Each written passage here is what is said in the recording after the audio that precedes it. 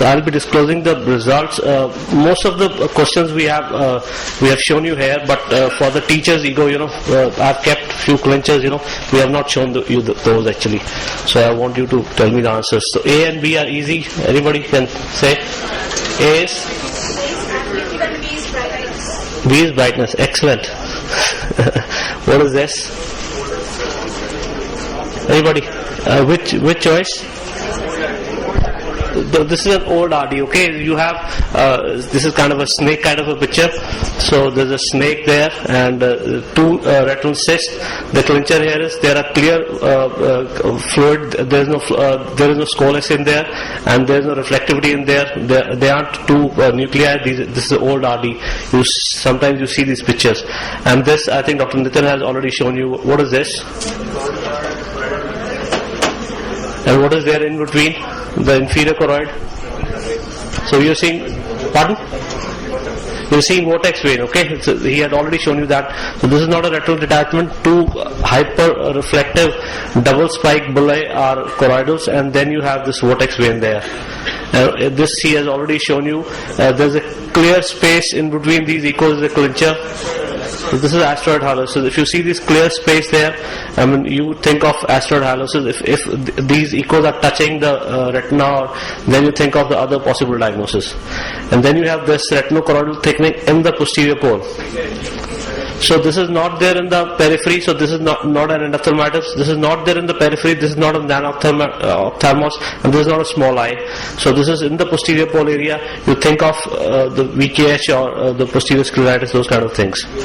Now what is this? This is none of the above. Anybody? Louder? Any retina person here? Nobody? The retina guys normally put it, we used to put it a lot. Nowadays people say with 23G, don't put it. These are buckles, okay? This is the kind of damage the buckle does, It can certainly change the shape of the eye, But the patient sometimes are not happy even after good surgery. This, Dr. Mohan has already shown you. So this is a road which is leading, on which the accident occurred actually. This is CCF. And this one, again a cyst with a back shadow. Either it could be a cysticercosis, either it could be a old RD, or it could be a crystalline lens. Any of these. It's easy. We used to see it in ICC days when people don't used to operate 6-9 cataracts.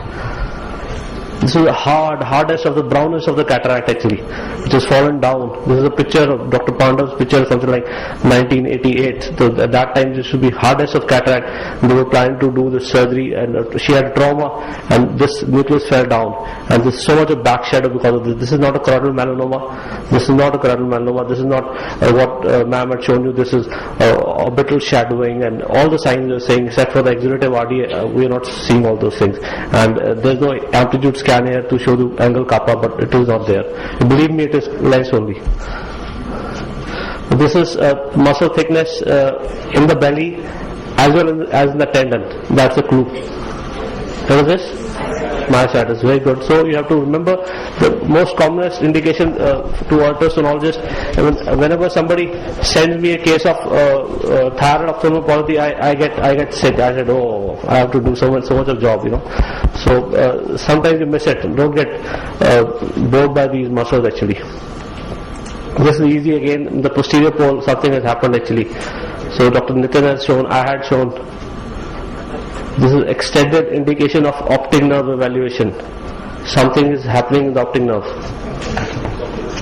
Louder? This is cupping. This is not a coloboma. This is not a pit there. So if you follow this reflectivity scan over the optic nerve, if you see a sudden dip there, and then you see this kind of dip there. Ramandeep, can you show it to the pointer? Yeah, sure. Sorry. So if you start following this line, there is a sudden dip there. Okay, so this dip is opting this cupping. This kind of a picture is seen on USD once there is a very advanced cupping, something like 0.8, 0.6. People say. People have now done lots of clinical studies and they have evaluated. It is already very late stage when you pick up these kind of things, but they are very important in cataract patient, in the patient where you are planning your keratoplasties. And this is, ma'am had already shown you the tumor which is involving the cornea with this kind of a syndromic presentation with tags and scoliosis. So the PGs can tell, very important. So this one is a price question. This we have not shown you.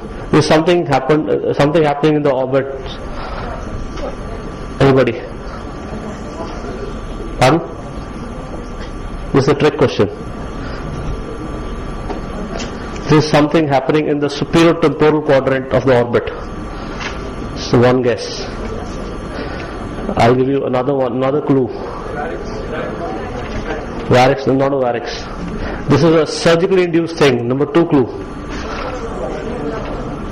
Yeah, this is AGV. This is glaucoma implant there, okay?